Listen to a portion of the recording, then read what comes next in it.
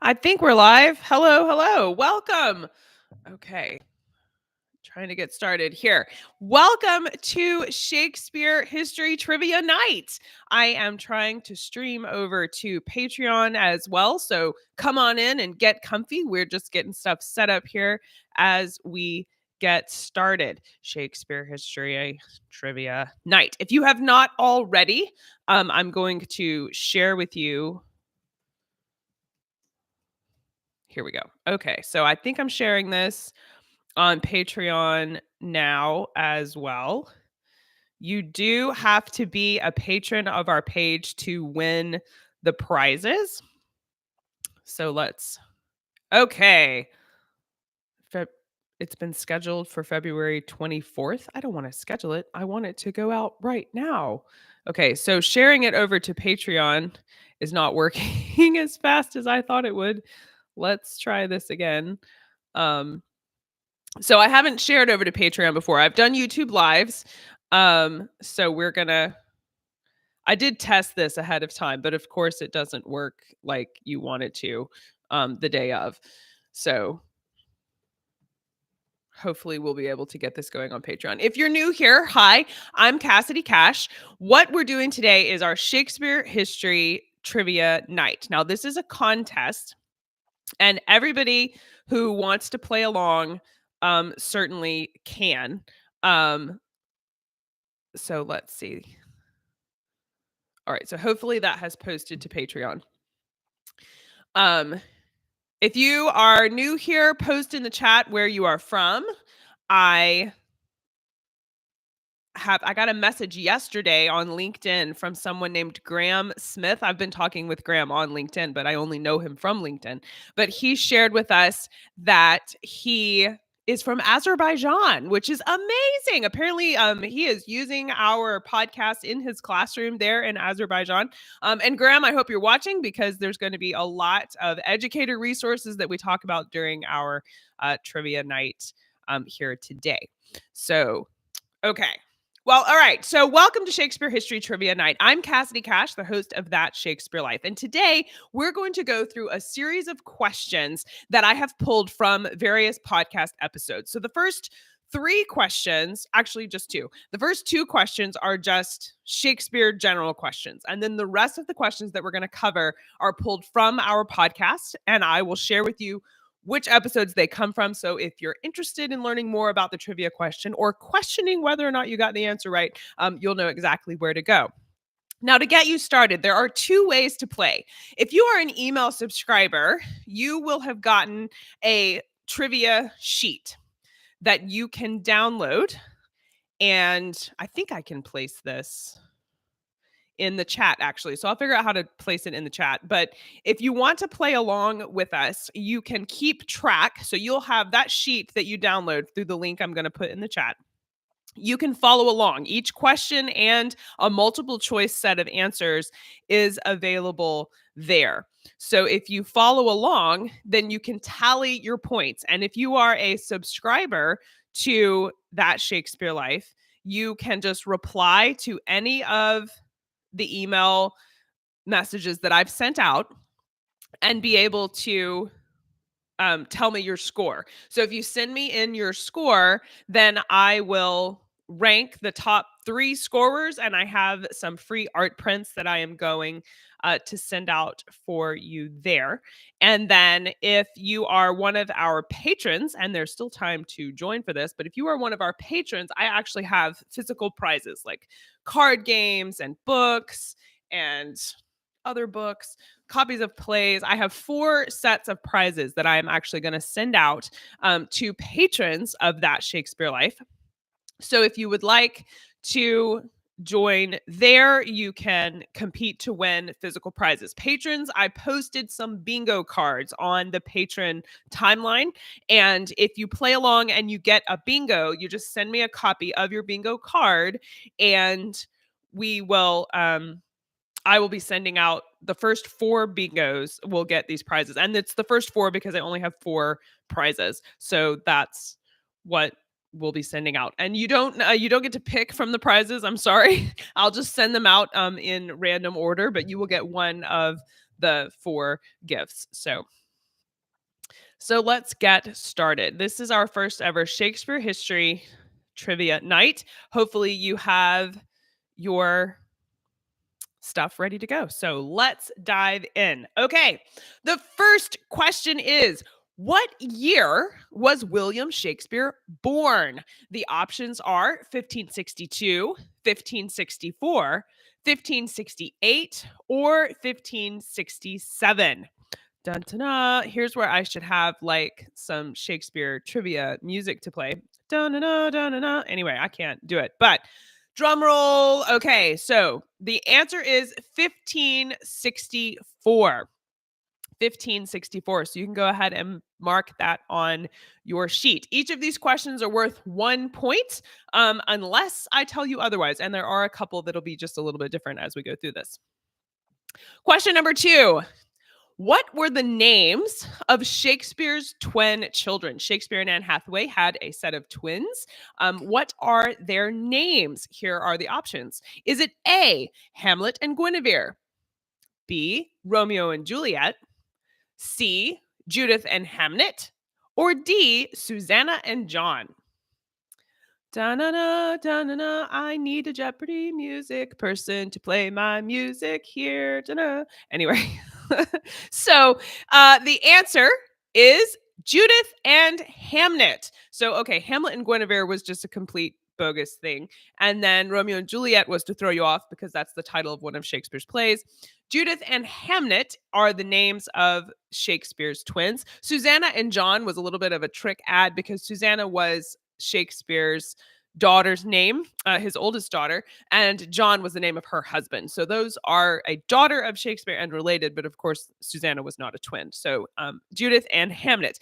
Hamnet died when he was just 11 years old, and there are just numerous theories about his death and supposed impact on his father as a result. I forgot to place. There you go. Now the Patreon link is also in the chat. So if you would like to join on Patreon and compete for prizes, see if you can get a bingo, you can now do that. They're both in the chat now. So, okay. Question number 3.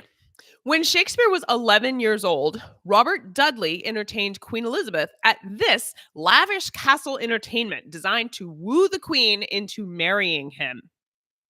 So the options are A, Warwick Castle, B, Kenilworth Castle, C, Hever Castle, or D, Donnington Castle. Which castle do you think it is? Dun-dun-dun. I'll let you guess while I am taking a sip of my drink. It is actually morning here where I am. I wanted this to be a Shakespeare trivia night where I, had wine and snacks and everything. But 11 a.m. worked best for me as far as when to hold this. And I didn't want the time to be a reason we couldn't get together and talk about Shakespeare history and play this game because it's a lot of fun. So I will be having sparkling water, but you can have wine or beer. My son pointed out to me that it is actually 5:00 where Shakespeare is from. So it was okay to still call it Shakespeare History Night. So there you go. The correct answer is B, Kenilworth Castle. Now, all of these castles are real castles. Warwick Castle is a large medieval castle with a storied history, though not particularly a Shakespeare one. Kenilworth Castle is the place where Robert Dudley held this celebration, and he actually got the castle ready for like 10 years at least, and including some huge windows that were made of glass. And this was majorly innovative for the time period. And we have a forthcoming podcast episode. It has not published yet, but it will later this year, all about the glassware. And he talks in this episode about the getting ready of Kenilworth Castle and the glass that got installed there. So definitely, if you haven't already, subscribe to the podcast. You're going to want to hear that one. Hever Castle, you will recognize that name. We've mentioned it before on our show. This is the childhood home of Anne Boleyn. Donnington Castle, Elizabeth I did actually visit Donnington Castle here once, but it was not the site of Dudley's proposal, and it was actually demolished in 1646. So that castle is, I don't think it's there anymore. There may be ruins. Question number 4. In which Shakespeare play does the card game Noddy come up in conversation? That's Noddy. Da-na-na. The options are A, Twelfth Night, B, Midsummer Night's Dream, C, Antony and Cleopatra, or D, Two Gentlemen of Verona. Da-na-na. Go ahead, take your guess. I would really like to find a way to screen share. I need about 3 people to help me run this and we can show you pictures. Maybe next time I do this, we'll have some pictures ready and I can show you some images of what we're talking about. But okay. The correct answer is D, Two Gentlemen of Verona. Now, obviously, all of these options are actually Shakespeare's plays, but Noddy the card game, Noddy, comes up in Act 1, Scene 1 of Two Gentlemen of Verona. There's an entire conversation punning on this word and the card game specifically in this play. Now, if you'd like to learn more about this play, we explore the card game Noddy in an activity kit called, fittingly, How to Play Noddy. This is part of our Experience Shakespeare tier on Patreon, where I have educator resources that help you connect the podcast with Shakespeare's plays with hands-on learning opportunities. They're like science labs, but for Shakespeare class is what they're designed to be. And learning how to play this card game and where it shows up in this play is over there on Experience Shakespeare. So if you're on Patreon, check out the Experience Shakespeare tier for more great fun like that. Number 5. Which real-life creature was thought to be a basilisk, the creature that can kill you with just a glance, due to its habit of sleeping in dung heaps? Ta-da. Is it A, the chicken, B, the hawk, C, the snake, or D, the lizard? Which one of these creatures do you think can kill you with a glance? Oh my goodness, we had a hawk in our backyard the other day. It killed our chicken.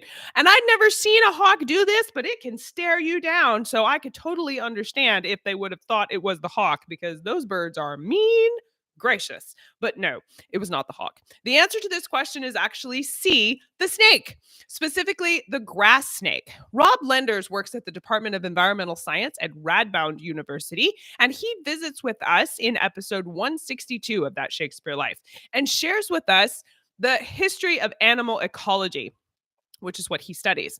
And it is a habit of the grass snake, which is native to England, to sleep in a dung heap. So these snakes would often wake up and crawl out of a dung heap. And then additionally, one of their natural protective measures is to play dead. And when they do, they cock their head kind of to the side and they stare at you with these dead looking eyes that like don't blink or anything. And it's really, really creepy looking. And all of these natural qualities contributed to the legend of the basilisk being born from dung heaps and having this glance that could kill you. Now, we have pictures of this, of the grass snake doing this behavior in the show notes for episode 162. So if you'd like to see that or learn more about the grass snake being a foundation, I guess, for the basilisk, you can learn more about that in that episode. So again, that's episode 162. And I will send out this list to everybody on my email list. So each question has the link to the podcast episode the question is about. If you want that list, just subscribe to our email list and I'll make sure to put that in our next mail out, which will go out on Monday. So if you'd like that, you can have that. Ta-da. Okay, question number 6. Which of these crazy treatment ideas was an official treatment plan when you had plague? Was it A, draining the body of all its blood, B, shooting off cannon fire, C, drinking arsenic, or D, smearing mercury on your face? They're all, I told you they were crazy. I started with that. They're all weird. So you can share in the chat what you think your answer is. You can play along with us by chatting. I am here. See, hello. There we go. I will chat along with you. If you want to take a guess, I can see the chat from here. So go ahead and let me know what you think it is. Have you guessed? I'm trying to give you time. I hope tell me in the chat if you think this is enough time between like my pause here. But the correct answer is actually shooting off cannon fire. I know you're shocked, right? Because everybody thinks in Shakespeare's lifetime, draining the body of its blood was the treatment for everything. And you would be right, because bloodletting was thought to help balance out your humors and clear the body of toxins. So it was a treatment plan for quite a lot of things. And drinking arsenic was a popular way to poison someone. We have an upcoming episode all about that. And then smearing mercury on your face was actually a standard part of makeup. Queen Elizabeth herself would actually smear mercury on her face on purpose as a way to try and look younger. This actually contributed to her ailments later in life. But anyway, the correct answer to this question is actually B, shooting off cannon fire.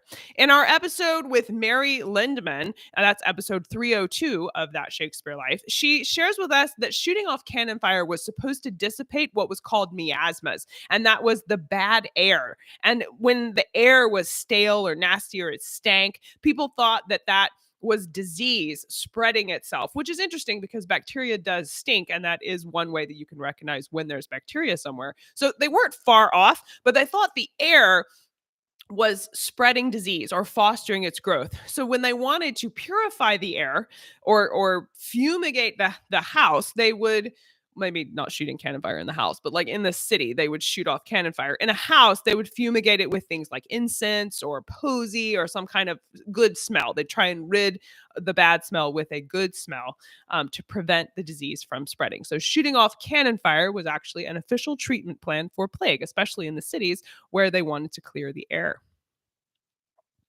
Number 7. Legend has it that Mary Frith, also known as Moll Cutpurse, was dared to ride cross country on a famous performing horse as long as Moll Cutpurse was dressed as a man. This was a real story and a real person, but what was the name of her horse that she rode across the country on? Was it A, Morocco, B, Meredith, C, Mansfield, or D, Morris? Dun, dun, dun. If you don't know, that's okay. I intentionally had them all start with an M, so you would have to take an educated guess. Are you ready? The correct answer is Morocco. Morocco was a famous performing horse. If you remember Trigger, Roy Rogers' horse, or Lassie, the dog, he was held that kind of place in pop culture. He was this famous horse that was used in a wide variety of different performance venues. And Moll Cutpurse borrowed him essentially to ride him across the country on this dare. You can learn more about Moll Cutpurse and hear about this story in episode 303 of That Shakespeare Life, where we talk with Lauren Live about Moll Cutpurse and hear more about her story, which is fascinating. I think we could do several episodes on Moll Cutpurse. Question number 8. In the Tudor period, caps were legally required to be worn on Sundays and holidays by most men and women as a protectionist policy because the people who made the caps went to Parliament and said, we need people to wear caps to sustain the economy. Parliament agreed and said, okay, yeah, that makes sense. So we're going to have this law that would encourage people to purchase wool if you lived in England. So what was the name of the uncle of William Shakespeare who was fined for not wearing his cap on Sunday? Was that A, James Shakespeare, B, John Shakespeare, C, Henry Shakespeare, or D, Robert Shakespeare? Which one do you think it is? The correct answer is C, Henry Shakespeare.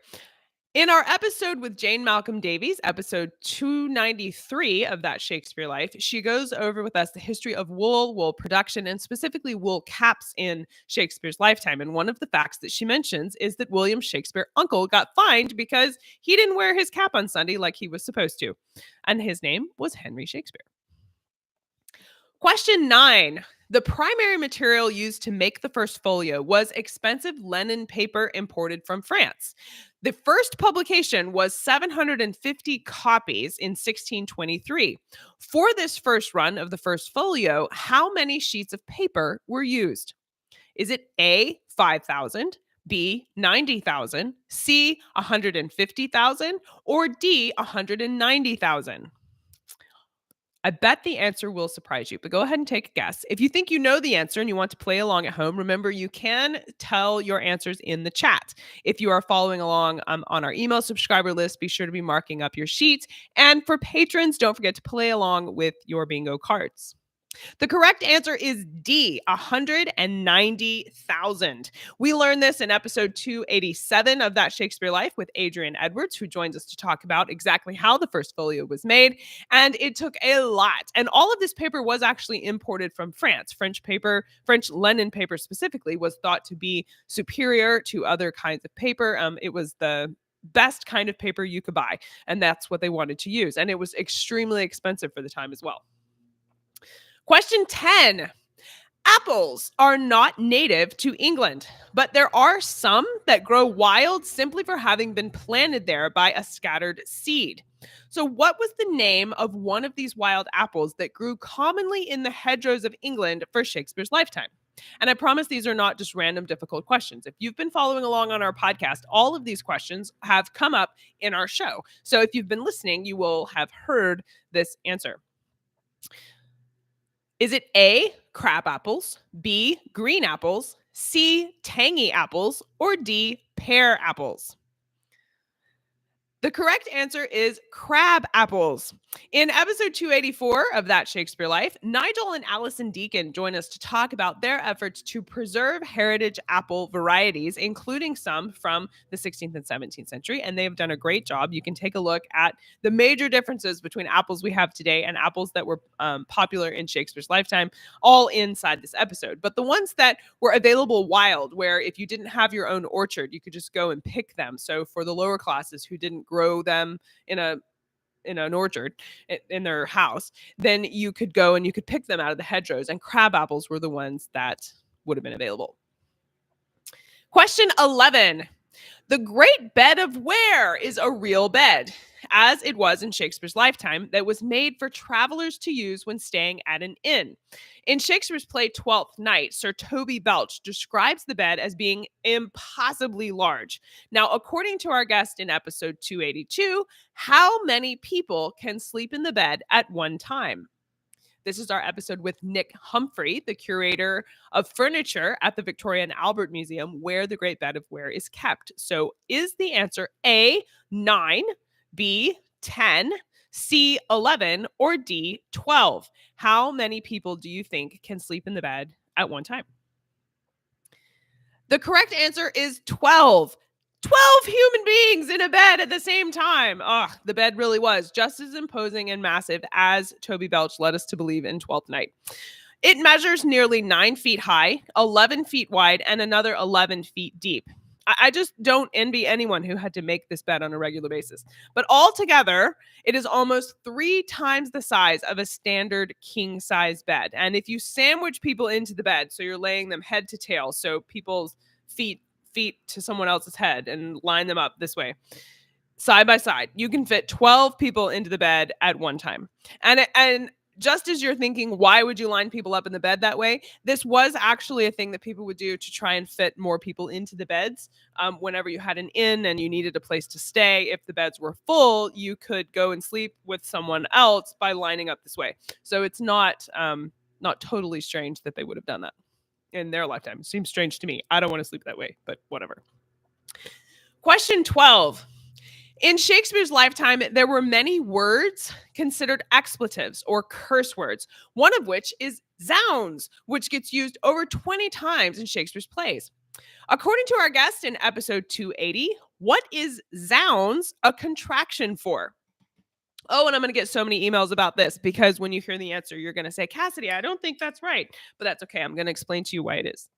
So go ahead and take a guess. Is it A, God's blood, B, God's wounds, C, God's pain, or D, God's bruise?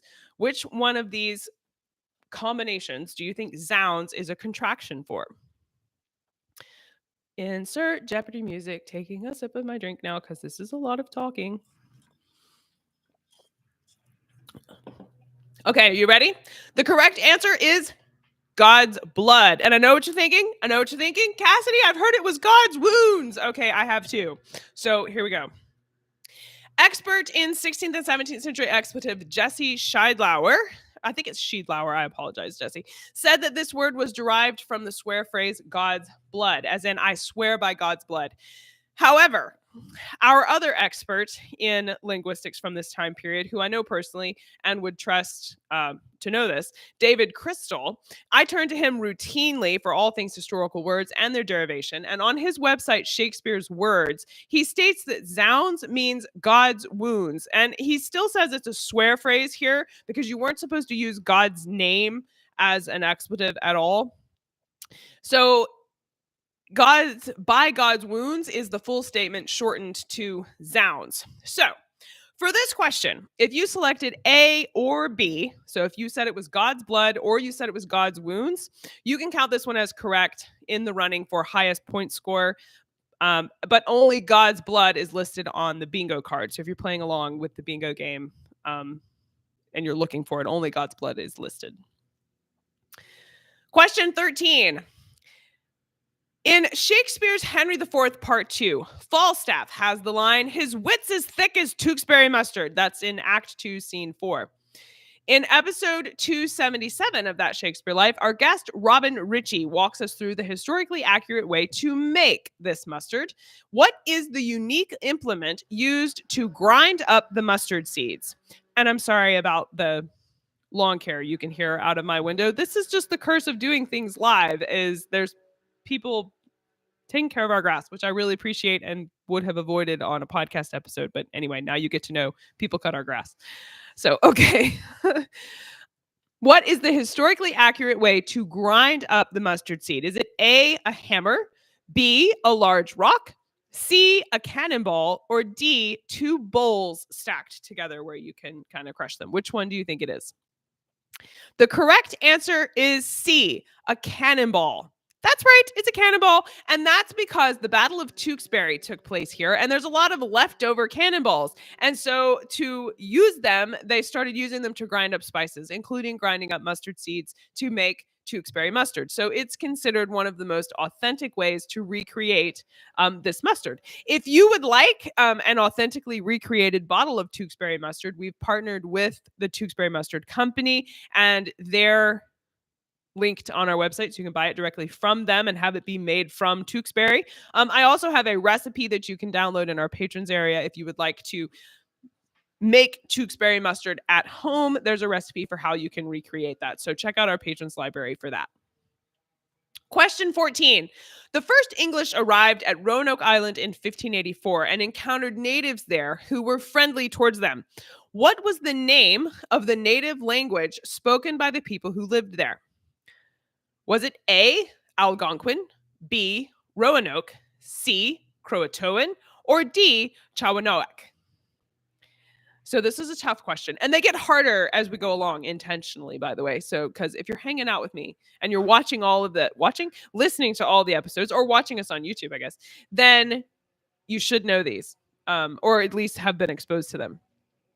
The correct answer is Algonquin. This is the language of the people. Roanoke is the name for one group within a broader umbrella of Carolinian Algonquin speakers. Croatoan is a tribe that lived on Hatteras Island, and Chawanoak is the native tribe that lived north and west of Roanoke Island. We go over all of these terms, these people, and this language in our episode with Josh Nelson, a park ranger at Fort Riley. This is episode 271, where we talk about the establishment of Fort Riley and the people that were there before the English arrived. So check that out if you'd like to hear that history. Question 15. In our episode with Sarah Bendel, we discussed Tudor underwear for both men and women, identifying one item that was often given as a love token. And while not strictly an item of cloth, it can be considered Tudor lingerie because of its romantic intentions. What is the name of this item? Is it the busk, B, the husk, C, the farthingale, or D, the bum roll? I know. Don't laugh at me. Those are all actual names of Tudor clothing. Which one do you think counts as Tudor lingerie? The answer is the busk. That's letter A. So letter A, the busk. It's not really lingerie and the way that we think of now, but it was.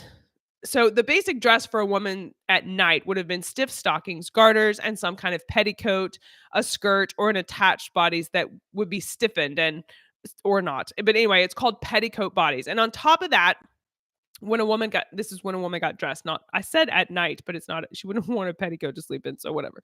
So you put the petticoat on and then a waistcoat, and that was traditional dress. And you could have a gown over the top of that, which is what an elite woman would have added. But the only potential option would be the busk, which is a long piece of wood or horn. So it looks like a really large, really long toothpick made of bone or wood or something else. And they would actually wear it down the front of their outfit.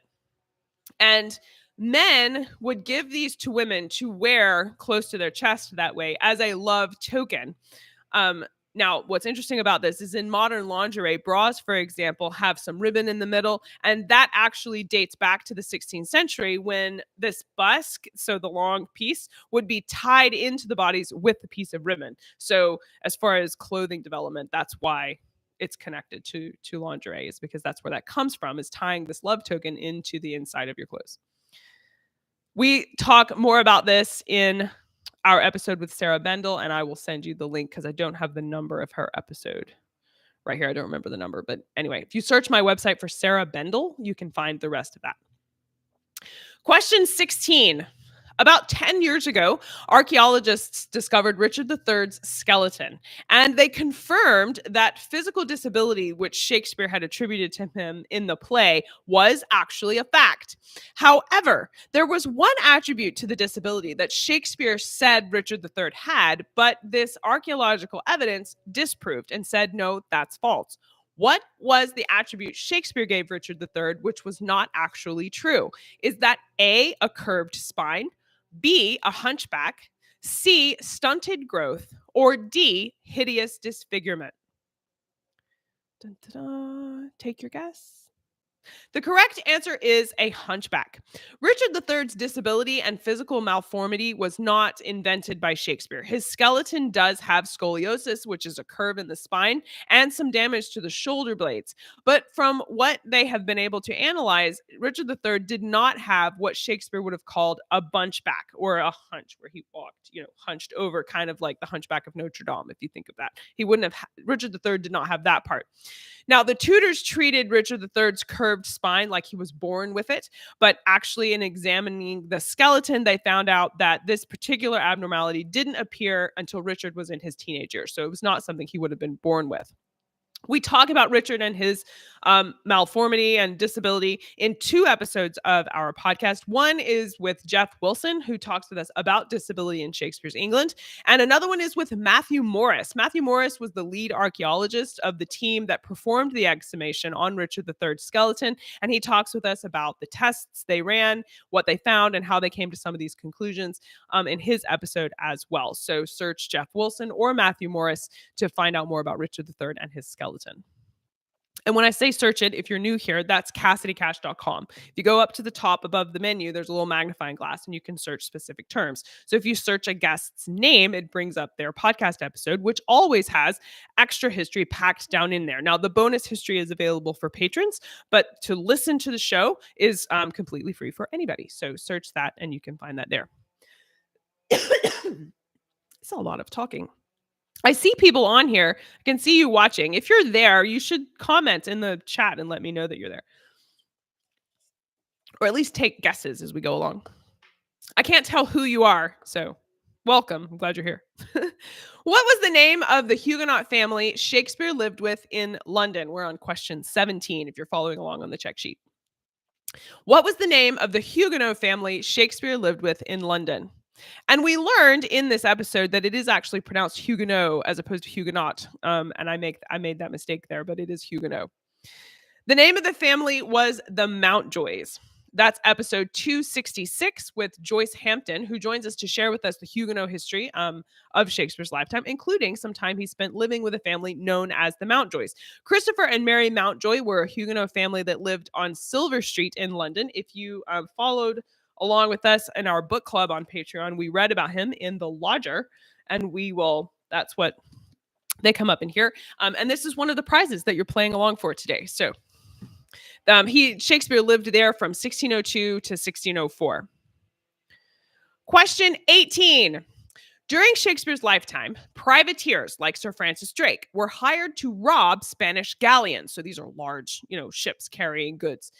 When they would capture them, the ships were often discovered to have slaves stored in the hull of the ship, which played a role in England entering the slave trade. What item was England originally searching for and trying to steal from these ships? Was it A, coffee, B, gold, C, silver, or D, sugar? The correct answer is actually C, silver. Now, I will accept this answer if you also put D, but here's why. Sir Francis Drake and others were sent abroad to intercept the Spanish galleons that crossed the ocean in large fleets. So there'd be a whole lot of them, and the English would go out and try and capture them. Elizabeth I deliberately and consciously recruited, paid, and then honored Drake and Hawkins. But it was all done unofficially, not through the government. So she could always lie internationally and say neither she nor the English government was involved in what was happening out there. Now, the purpose of these privateers was to return with gold and silver, but the enslaved had value to the people who had captured them, which meant that they became bartering tools. If you have something somebody else wants, whether or not you wanted it originally becomes irrelevant if you're trying to compete on this international global scale, right? So anyway, the Spanish ships that they were capturing had slaves on board, which meant they were commandeered with the gold and silver. But I guess what I'm trying to say and what our guest shares in this episode is that the slaves were not the target. They were actually trying to get the gold or the silver. Primarily, they were after silver, but if you put gold as well, so we will take B or C in answer to this question. And if you would like to learn more about the Atlantic slave trade during Shakespeare's lifetime, you can check out our episode on that, and I will place a link on the downloadable check sheet. So if you're following along there, the link is there and you can click it and go listen to that. That was a fairly recent episode. Question 19. Recreation of Pierre Marechal of Rouen, his 1567 pack of cards. So this is a card deck, playing cards. Pierre Marechal was famous for his drawings. They recreated them in England, but different cards, so the ones with face cards, what you call them. Different ones were often given special names. For example, the Jack of the trump suit was called the Knave Naughty. So what was the name for the King of Spades? The King of Spades had a specific name in 16th century England. What was it called? Is it A, the flatback, B, the countenance, C, the Roger, or D, the kin? Of all of these options, 3 of them are actual card names for the face cards, but the King of Spades was known as the flatback.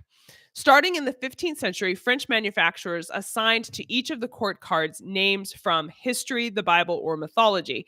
And as our guest David Parlett points out, these names were added to the cards for marketing value. So the portraits were never actually done in the likeness of the historical figure they were named after, but they were assigned the name. So when you see that in the card history, if you study the history of playing cards, you'll find that like Anne of Cleves shows up, or the Queen this or that shows up, and they do, but only by name. The picture was never actually of the monarch that they're named after. But anyway, the answer to that question is flatback. So that would be letter A for 19.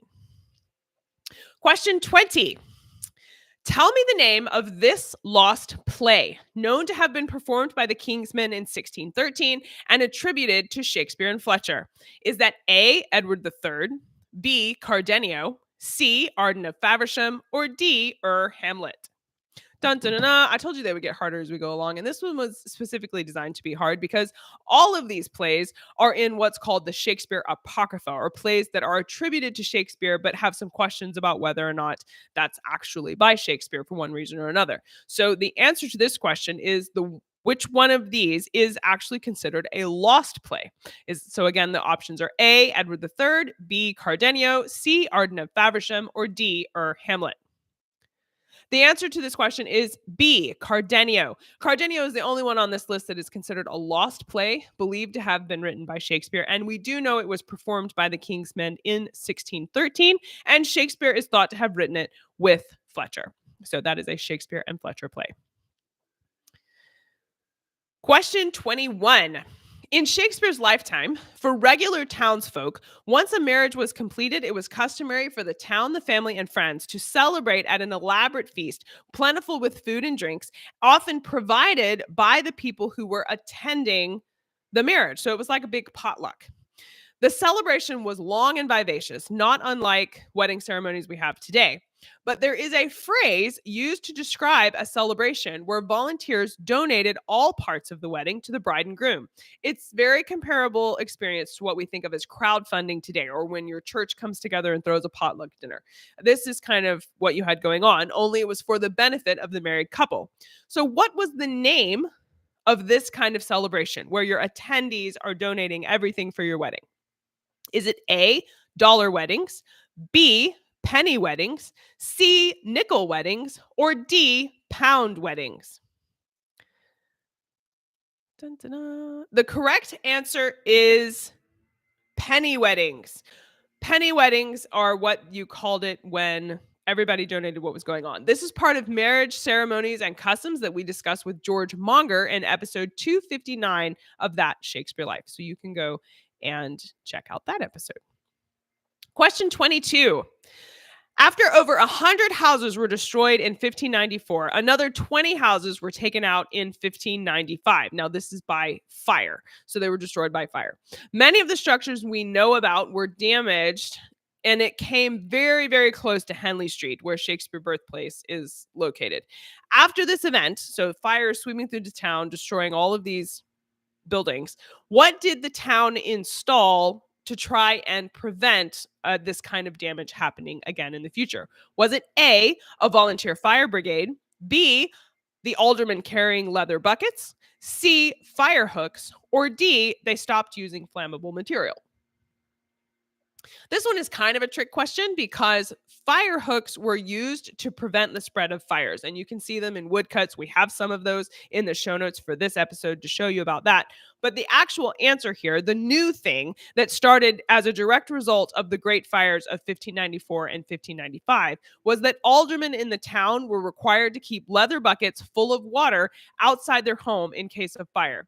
Now, this was very poorly organized. And the aldermen are the leadership. So if they aren't, there was no one to enforce that they do this. So it didn't turn out to be practically useful in any kind of real sense. But it was actually the precursor to a volunteer fire brigade, which is why that was also listed. So for this one, if you answered A, volunteer fire brigade, or C, the fire hooks, you can give yourself a half a point. But the correct answer is B, the aldermen carried leather buckets. So if you answered B, give yourself a full point for this question. Question 23. The Lord Chamberlain's Men is known as Shakespeare's playing company, and it was a group of actors for which Shakespeare wrote plays most of his career. By 1603, the Lord Chamberlain's Men were so popular that James I actually patronized the company, making it the King's Men. What was the name? So what was the name of the man who was the Lord Chamberlain when this group was started? So what's the name of the guy who was the Lord Chamberlain that made it the Lord Chamberlain's Men? Is it A, Harry Carey, B, Henry Carey, C, Henry Hudson, or D, Harry Hudson? Dun, dun, dun. Okay, yes, they are all closely related. Don't at me. I wanted them to be a little difficult. You're supposed to be having to guess. The correct answer is Henry Carey. Henry Carey was the man who made the company the Lord Chamberlain's Men. He was known as the first Lord Hudson and the Lord Chamberlain who patronized the Lord Chamberlain's Men when it was founded by Elizabeth I in 1594. I have to drink something now. Talk amongst yourselves.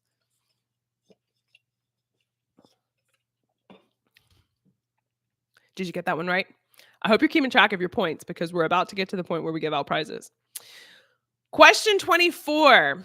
We know from a painting completed in 1595 that one family had a hereditary disease that made many in Europe believe that werewolves might be real because this disease made them look like werewolves. The Gonzalez family carried this rare genetic condition, more commonly known as werewolf syndrome. And it was called this because the people afflicted with it have hair growing over their entire faces, making them look exactly like pictures of werewolves that we have in pop culture and folklore.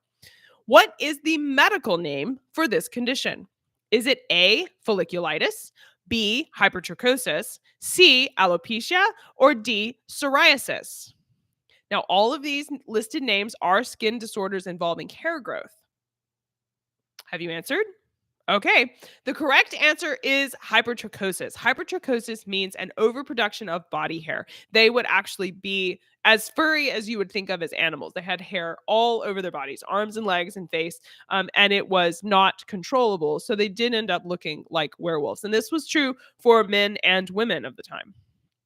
Well, and it still happens today. I don't know why I said of the time. Hypertrichosis exists today. There are people that still have that. Question 25. Oh, I forgot to tell you. That actually comes up in our episode on werewolves and folklore. And we also have another episode specifically on the Gonzalez family, which I link to. But that's episode 289. And then I don't have the number for the Gonzalez family episode. But if you're interested, you can email me and I will mail you that link directly if you want to learn more about them, because we cover them a couple of times on our show. Question 25. Wait, I moved away from the chat so I could see you guys. Okay. Question 25.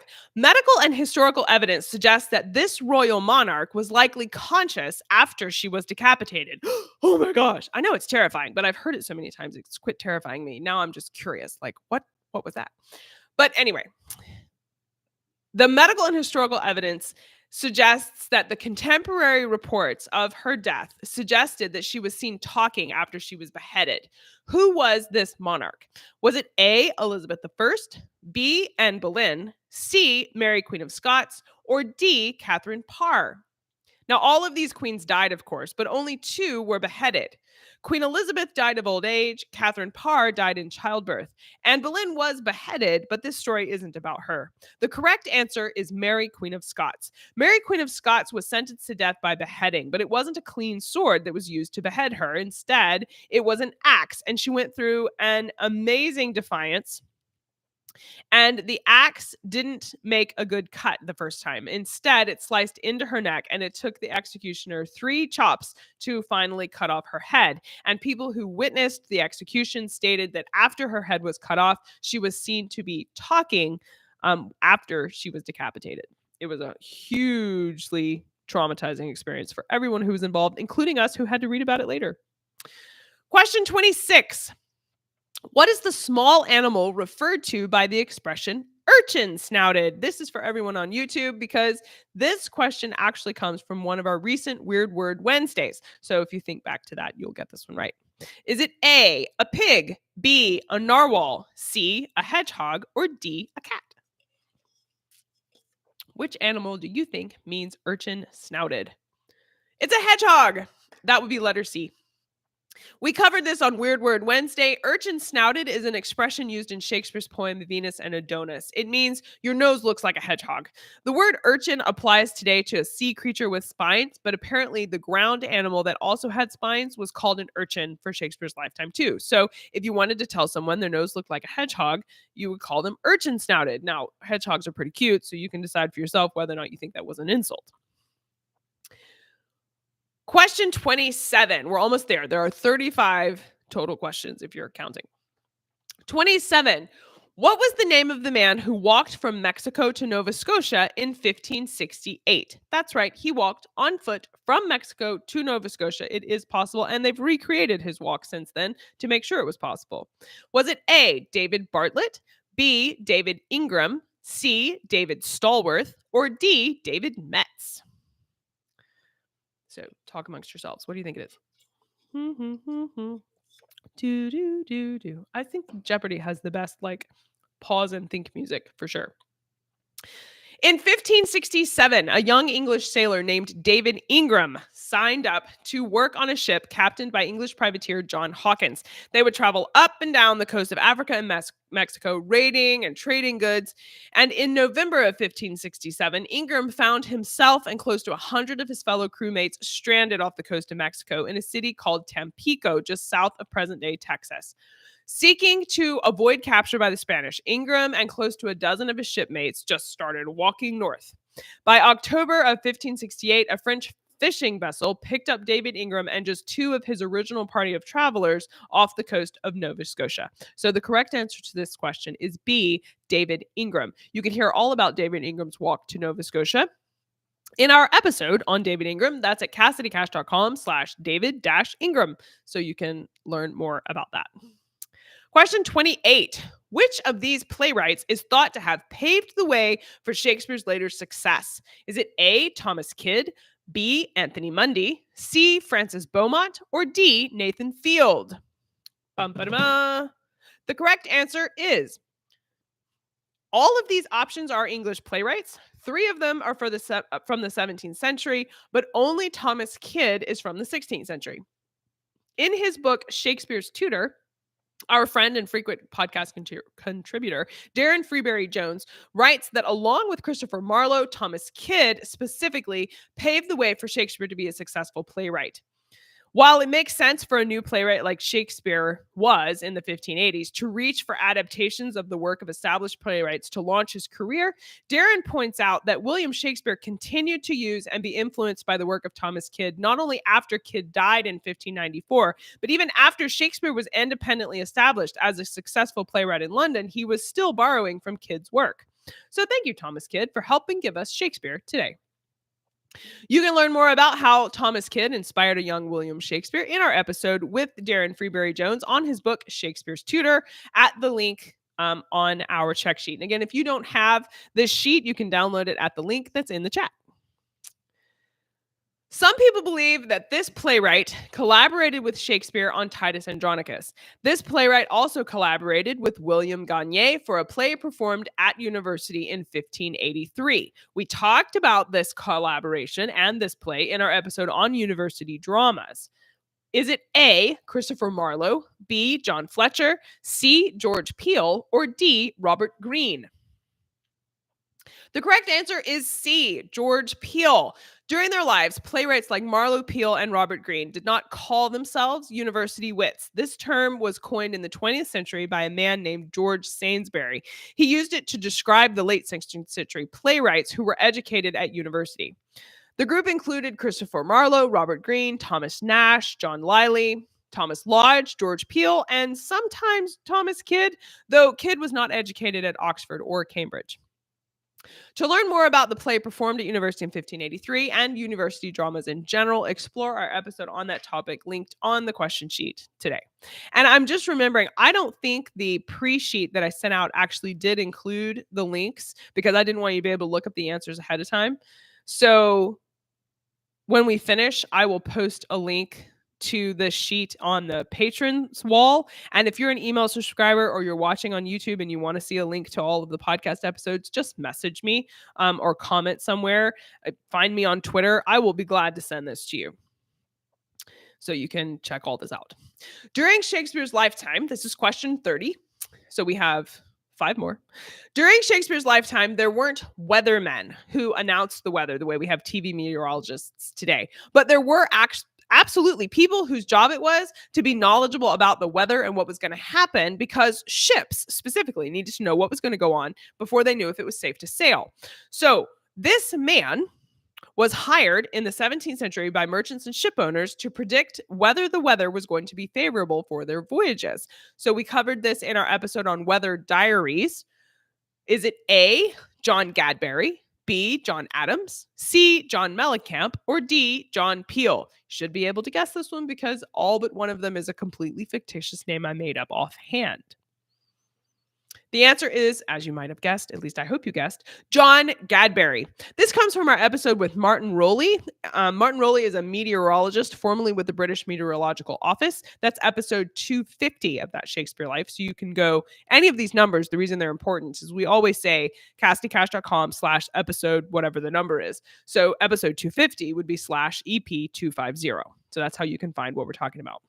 But he tells us all about weather diaries and keeping track of the weather, and John Gadbury in particular in that episode.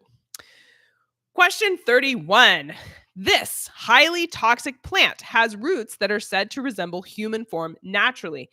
But our guest, Michael Brown, shares it was not uncommon for devious individuals to propagate this belief by carving the roots into human shapes before replanting them in the dirt for someone else to discover. Is this plant A, hemlock, B, mandrakes, C, Hebanon, or D, Queen Anne's lace?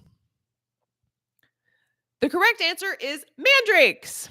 Mandrakes they do grow in like weird shapes. Their roots are weird, But they are highly toxic. But people would, as a 16th century scam, they would dig up mandrakes, carve human faces into the roots, and then replant it for someone to find, trying to make people think that the roots were human and had sentiency in this kind of life there.